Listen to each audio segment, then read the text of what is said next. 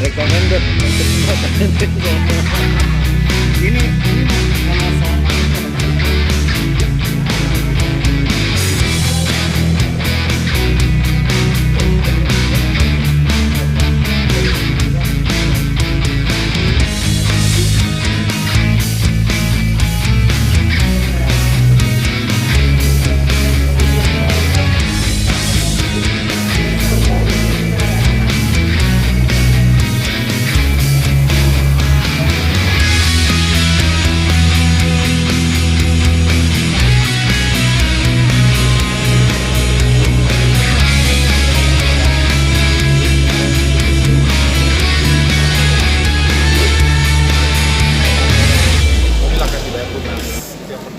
kedua, customer care protection. Jadi ketika membeli juga melalui Hyundai Finance, maka konsumen akan diberikan asuransi senilai 100 juta untuk 7 orang maksimal selama 1 tahun ya.